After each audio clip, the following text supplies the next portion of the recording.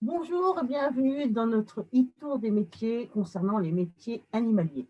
Alors, on va vous expliquer un peu comment que ça va se passer. On va vous expliquer un peu comment se passent les formations. On va avoir des intervenants, que ce soit des formateurs ou des délégués à la tutelle, donc les personnes qui seront vous aider pour les stages en entreprise. Et toutes les questions que vous pouvez avoir durant ce petit atelier, vous pouvez directement les poster dans la discussion. Ils seront retransmis par Nora et en fin d'atelier, on répondra à vos questions. Alors aujourd'hui, pour pouvoir répondre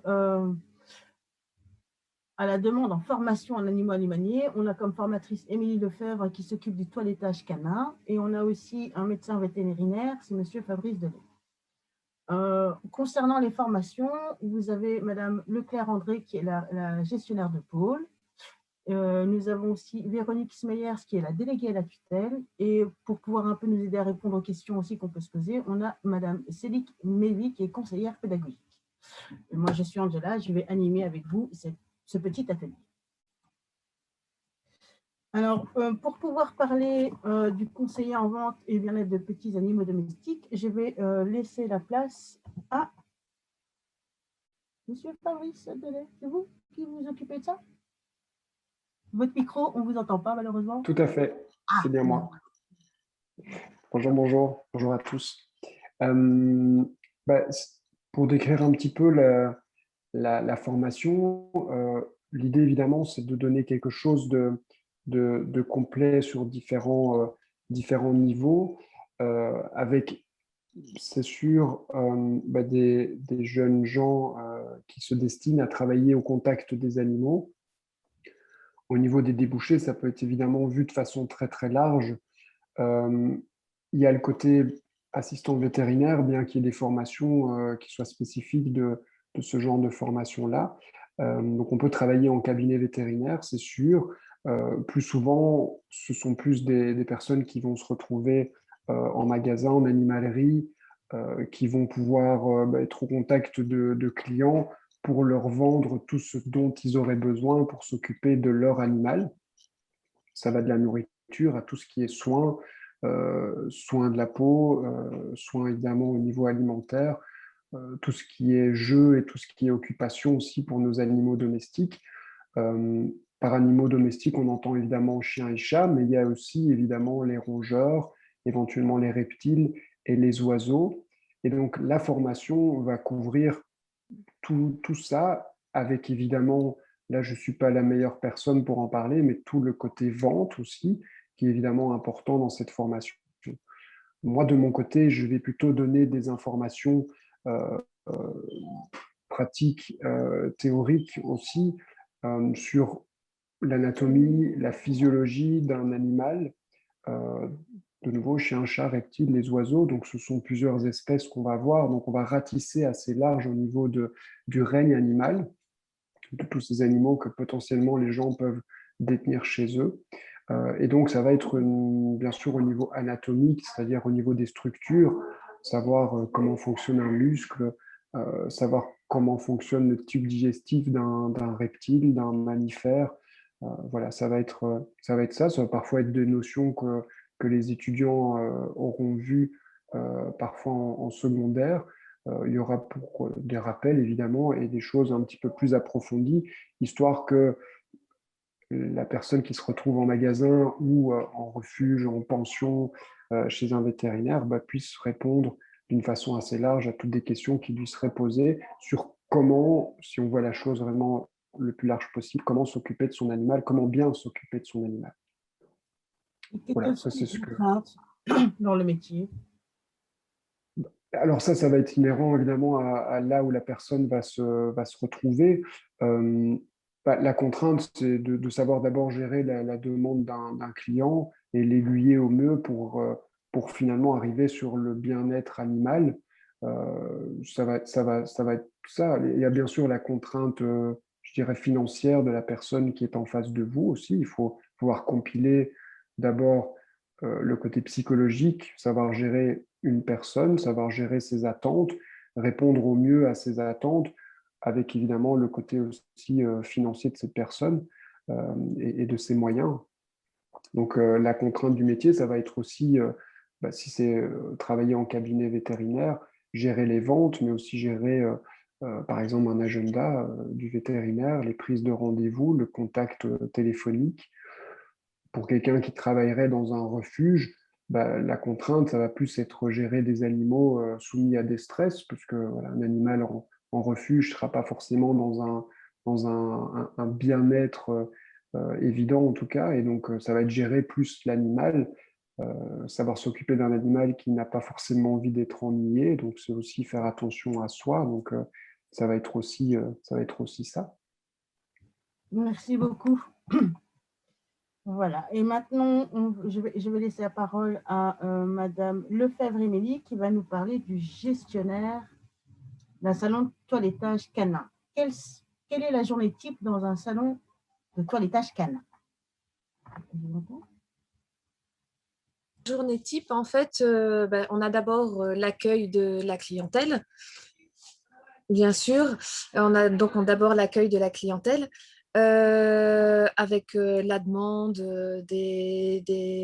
de ce que le client veut. Donc, on peut dire que le métier de toiletteur, c'est très polyvalent puisqu'on a énormément de diversité dans le toilettage en tant que tel, puisqu'on a les différentes tontes, les différentes coupes, tout ce qui est les soins apportés au niveau des bains, au niveau des divers shampoings, tout ça, mais aussi en tant que personne, puisqu'on a le côté commercial, le côté conseil qu'on peut apporter aux clients aussi, le côté écoute qu'on peut avoir par rapport à la clientèle. On peut créer des liens aussi avec les clients. Donc, il est important de pouvoir jouer sur tous les terrains au niveau de notre journée type, puisqu'on peut avoir le rapport avec le chien, le rapport avec le client. On doit pouvoir être vendeur, on doit pouvoir être conseiller, on doit pouvoir être psychologue un petit peu parfois, aussi bien avec le client qu'avec son chien. Et puis après, doit pouvoir se transformer aussi en fait du logis, parce que évidemment, une fois que notre journée de travail est terminée au niveau du salon de toilette, au niveau de la toilette des chiens, le salon de toilettage doit être nickel, désinfecté, tout ça. Donc, on doit pouvoir nettoyer et tout désinfecter au niveau de notre matériel et tout, puisque l'hygiène fait aussi une part importante de notre métier. Quelles sont les contraintes dans votre métier? Donc, au niveau de la contrainte la plus importante, moi, je dirais que c'est le côté physique, puisque c'est un métier qui est très fatigant. On est souvent en position debout, même si au niveau de notre matériel, maintenant, on a des aides avec les baignoires électriques et les tabourets et tout ça. Mais c'est quand même un métier assez fatigant. On n'a pas toujours des chiens faciles. Donc, comme je vous disais tout à l'heure, on doit avoir un côté psychologue. On a les horaires qui peuvent être assez compliqués, puisqu'on ne doit pas avoir peur de faire des heures supplémentaires en fonction des états parfois dans lesquels les clients nous ramènent leur chien. Et alors, faut pouvoir rester calme aussi en toutes circonstances, aussi bien avec les chiens, comme je vous disais, si on a des chiens qui ne sont pas toujours faciles, et comme parfois aussi rester calme avec les clients, parce que bien sûr, les gens sont beaucoup moins faciles que leurs propres chiens. Quels sont les débouchés d'avenir? Au niveau des débouchés, on peut être indépendant dans son propre salon de toilettage. On peut être employé dans un plus grand salon. On peut parfois voir des salons de toilettage, ce qui se voit plus en plus maintenant dans les Tom Eco, tout ça. Donc, on peut être franchisé dans une grande enseigne. On peut être associé, on peut tout à fait avoir l'idée d'être associé avec un autre métier, comme s'associer avec un vétérinaire ou s'associer avec un salon de coiffure, ou là, libre cours à notre imagination, ça c'est comme on veut. On peut être toiletteur à domicile, on peut avoir sa camionnette. Je vais dire, au niveau des débouchés, il y a pas mal de choses, puisque c'est un métier qui a de l'avenir, vu que pour moi, les métiers du chien sont en plein essor, et l'intérêt que portent les propriétaires au bien-être de leurs compagnons est grandissant.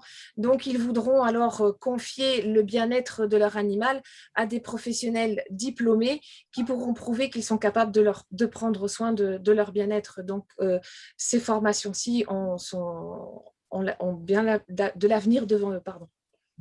Merci beaucoup, Madame Lefebvre-Émilie, qui s'occupe donc du toilettage canin. Pour pouvoir un peu vous expliquer comment vont se passer les formations, il faut savoir que chez nous à l'EFP, les formations se font en deux catégories. Il y a la catégorie de l'apprentissage, donc les jeunes, et la catégorie adulte. Là, c'est les chefs d'entreprise. Je n'arrive plus à parler. Je vais laisser la parole à André, qui est la gestionnaire du pôle service à l'EFP. Alors, bonjour à tous. Alors, pour vous parler de la formation apprentissage des jeunes, donc, cette formation commence à partir de 15 ans et dure 3 années. Alors, il y a évidemment pour l'instant peut-être en stand-by la proposition de faire la formation apprentissage sur Bruxelles. Donc, nous attendons encore les informations supplémentaires, mais l'apprentissage à partir de 15 ans sur Bruxelles serait mis entre parenthèses. Donc, si nous avons des demandes pour les jeunes, il vaut mieux s'adresser, comme il sera en fin de parcours ici indiqué, directement au pôle pour connaître les conditions exactes, si on peut s'inscrire sur Bruxelles ou pas. Pour la formation d'adultes, par contre, aucun souci.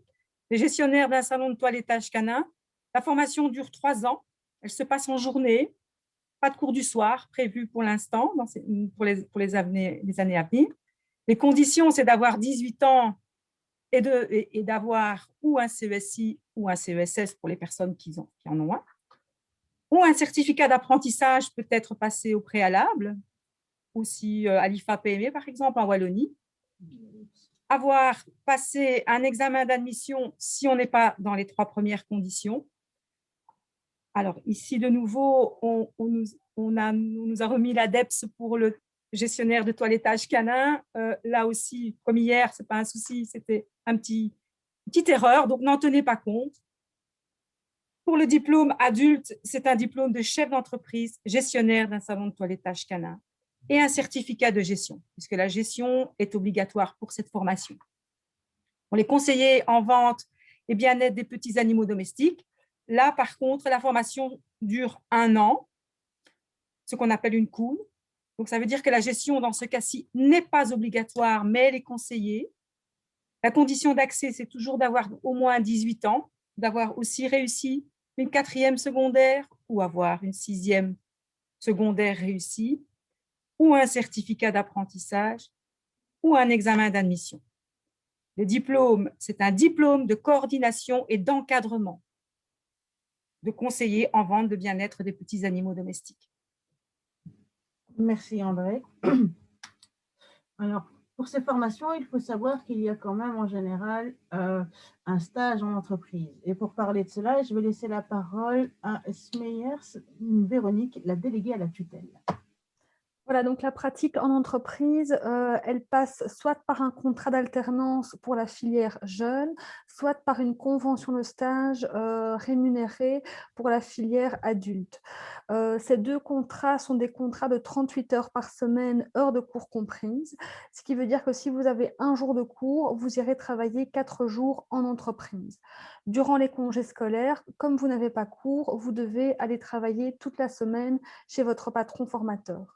Donc, comme je l'ai dit, ce sont des contrats qui sont rémunérés. En apprentissage, pour la filière jeune, la rémunération démarre à 270 € par mois en première année et augmente jusqu'à 520 € en dernière année. Alors qu'en filière adulte, la rémunération démarre à 460 € par mois en préparatoire et termine à 920 € en dernière année.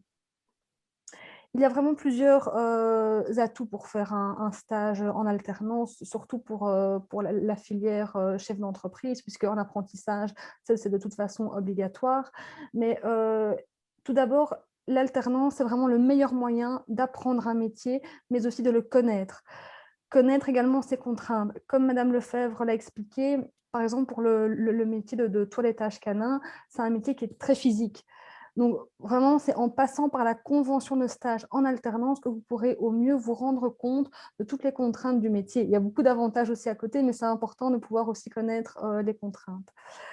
Vous serez encadré par une personne, donc par un moniteur de formation en entreprise qui est expérimenté, puisque la personne, votre moniteur de formation, aura au minimum 5 ans d'expérience dans le métier. Et enfin, la convention de stage en alternance est un excellent moyen d'insertion professionnelle puisque beaucoup de stagiaires se font engager au terme de leur stage chez le patron chez qui ils ont fait leur stage en alternance. Au niveau de la recherche de stage, là, je vais surtout parler pour conseiller en vente et bien-être des petits animaux. Là, on peut sans problème vous aider pour trouver un lieu de stage. On a quand même pas mal de patrons avec lesquels on travaille depuis un petit temps et qui, chaque année, engagent des stagiaires. Donc là, c'est assez facile de trouver un stage. Pour le métier de toilettage canin, là, vous devrez quand même chercher par vous-même. On a quelques patrons à proposer, mais sachez que vous devrez également, de votre côté, faire des recherches. Il ne faudra pas compter, en tout cas, uniquement sur le délégué à la tutelle pour trouver l'entreprise qui pourra vous accueillir pour vous former.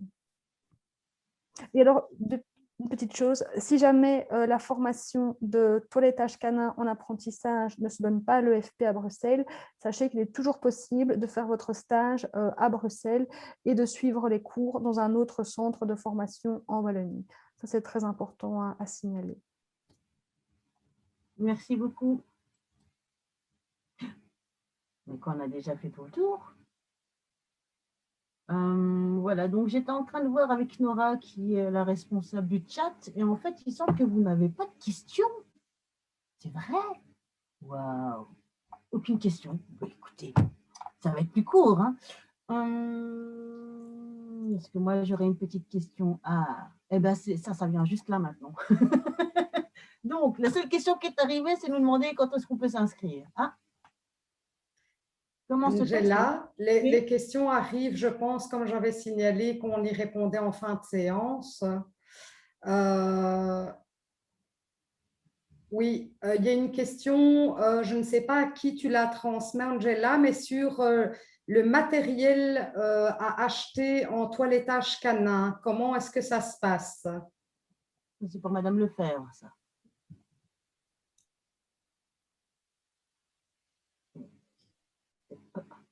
Voilà, donc au niveau du matériel en toilettage canin, donc ça pour le mieux, lorsque vous rentrez en préparatoire, on vous fournit une petite liste du matériel idéal pour pouvoir commencer à travailler correctement sur vos chiens avec un budget dont je n'ai pas le chiffre exact en tête là pour le moment, mais avec plusieurs listes de fournisseurs et à vous de voir, il y a certains élèves qui préfèrent faire par petits morceaux, comme il y a certains élèves qui préfèrent que l'on passe commande ensemble parce qu'on a des fournisseurs qui font des packs, ce qu'on appelle des packs école. Donc là, à ce moment-là, on peut s'occuper de faire les packs école et on se charge du matériel, on passe commande entre guillemets pour vous. Je pense que le kit de départ de la première année, bon kit pour toute l'année, entre 450 et 500 euros. Là, on a vraiment tout pour la première année. Oui. Au niveau, avec un budget, je crois que ça tourne au-dessous de ce budget-là, mais là, c'est vraiment pour les 3 ans. Oui. Ça va être suffisant pour les 3 ans. Oui. Alors ensuite, on a une question de Laetitia que je n'ai pas tout à fait compris. Je pense qu'elle demande si le diplôme est valable pour les chats. Ah ouais, non. Mais je ne sais pas de quelle formation précisément. Ici, on est vraiment dans le canin, donc on voilà. ne répond pas du tout à la demande de la formation et le diplôme n'a pas de reconnaissance directe avec les chats, malheureusement. Je pense qu'il ne faut pas être agréé pour les chats, mais ça, Véronique Smeyers peut-être… Non, tu n'es pas plus informée. La question était bien, pardon, parce que la personne a clarifié pour le toilettage canin. Hein. Alors, est-ce que c'est valable aussi pour les chats? Si je peux me permettre, au niveau du cours, lors du cours théorique, on parle un petit peu du toilettage pour chat, mais il est clair qu'au niveau des cours pratiques, comme disait Madame Leclerc, on ne prend pas de modèle chat à l'école, parce qu'on ne va pas intervenir avec des modèles chats et des modèles chiens, puisque le cours, c'est bien toilettage canin. Donc ça, voilà, si après la personne veut se spécialiser en toilettage chat, il existe d'autres moyens ultérieurs de pouvoir se spécialiser là-dedans. Tout à fait. Si je peux juste Oui. me permettre pour répondre à cette jeune fille, en fait, le toilettage pour chat, c'est quelque chose que je crois, enfin, je ne me trompe pas, Émilie peut peut-être me dire, c'est quelque chose d'assez anecdotique. C'est rare que les gens amènent leur chat chez le toiletteur parce que les chats sont beaucoup plus sensibles au stress. Donc, je ne crois pas qu'on peut baser sa pratique de toilettage uniquement chez les chats. Même s'il y avait une formation que toilettage chat, je ne pense pas qu'on pourrait remplir un agenda d'un salon de toilettage uniquement avec des chats. Et c'est Non. beaucoup plus difficile à gérer. Les chats, déjà les chiens, c'est pas évident, mais les chats, c'est encore autre chose. Donc, je ne veux pas décourager cette personne, mais ça me paraît beaucoup plus compliqué. Tout à fait. Merci Fabrice. Alors, il y a une question suivante. Donc, Marie qui demande si en toilettage canin, il y aura de la pratique pendant les cours avec des chiens. Bien sûr, bien sûr, bien sûr. Oui, oui, oui. Il y a des cours théoriques où là, on apprend les différentes coupes, tout ce qui est les différentes races et tout ça. Mais il y a aussi beaucoup de pratiques où là, les élèves ramènent leur modèle pour justement pouvoir mettre les coupes que l'on a vues dans les cours théoriques, pour pouvoir mettre les coupes en pratique. Et nous avons la chance d'avoir la conseillère pédagogique qui est avec nous et qui justement a revu cette situation et peut nous confirmer que le nombre d'heures de pratique a même été augmenté. Et voilà, si Mavi, tu pouvais peut-être donner même le nombre d'heures à l'année. Moi, je ne l'ai pas sous les yeux.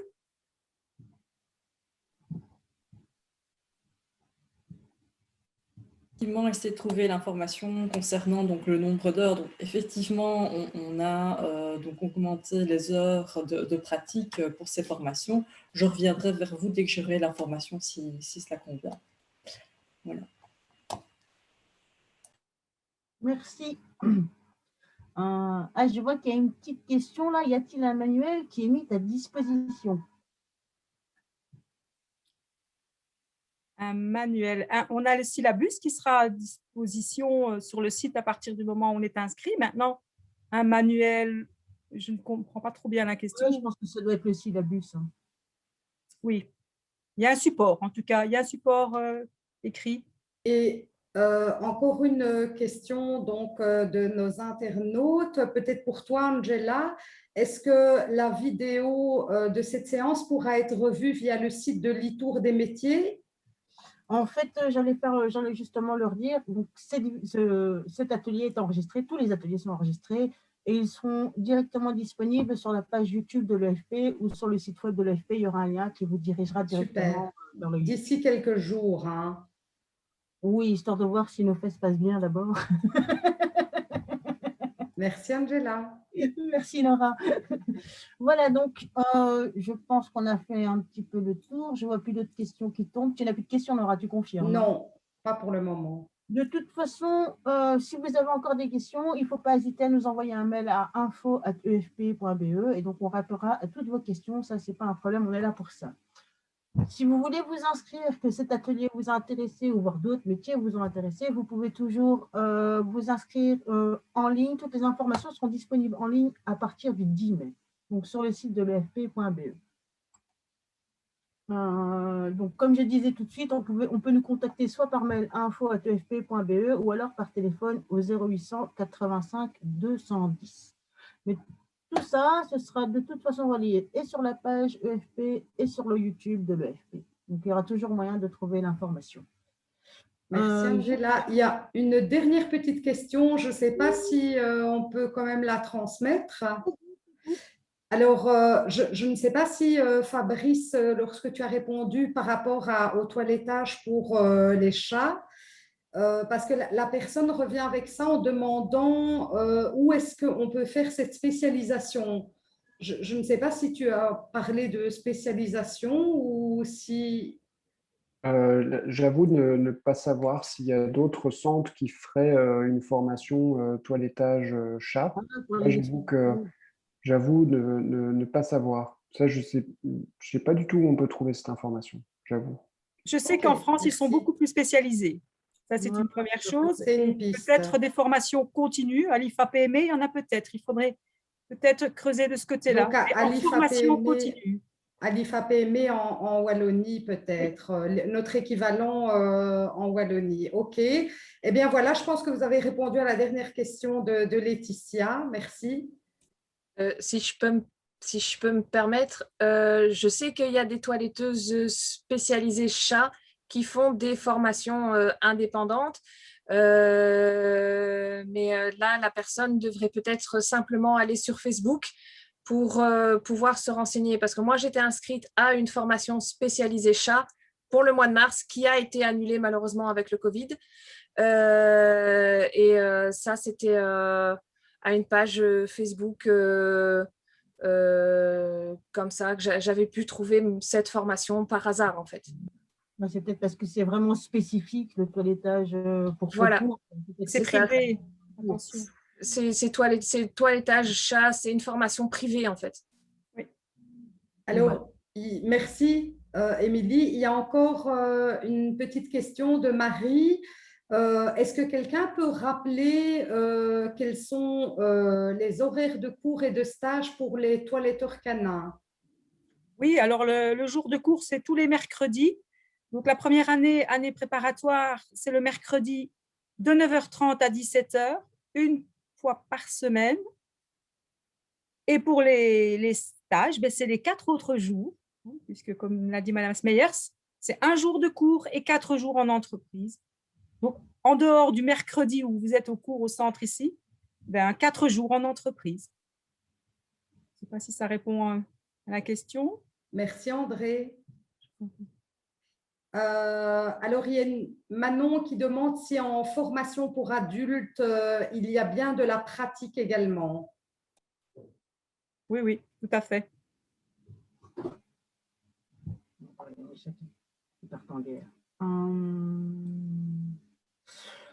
Donc voilà, est-ce qu'il y a encore, est-ce que la formation, merci beaucoup, merci à vous. Juste avant, le 10 mai, oui c'est bien ça. Ah c'est Nora qui répond, pardon. J'essaie de lire en même temps le chat.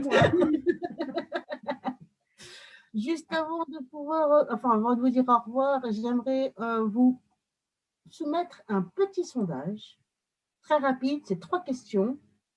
Je le lance maintenant.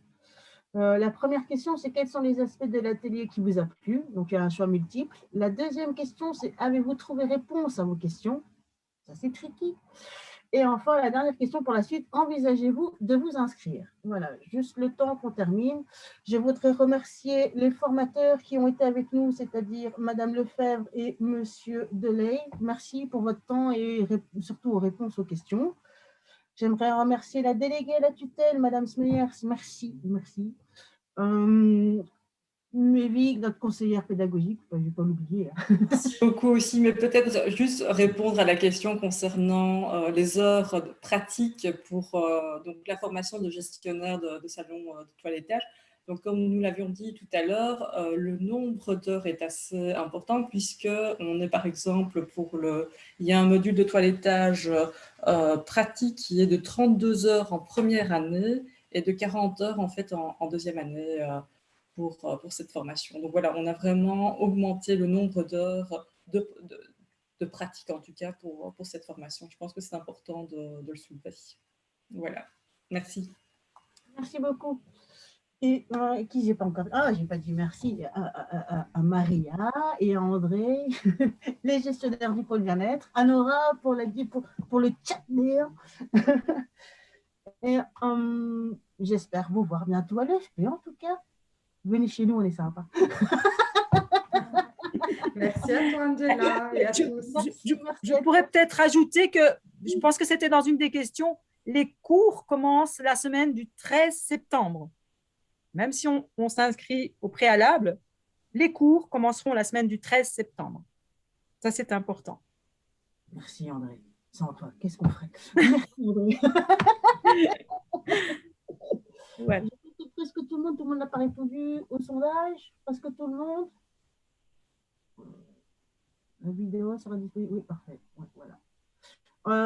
En tout cas, merci d'avoir participé, merci d'être venu et je vous souhaite une bonne soirée à tous. Merci bien, au revoir. Merci, à Merci, bientôt. au revoir. Au revoir.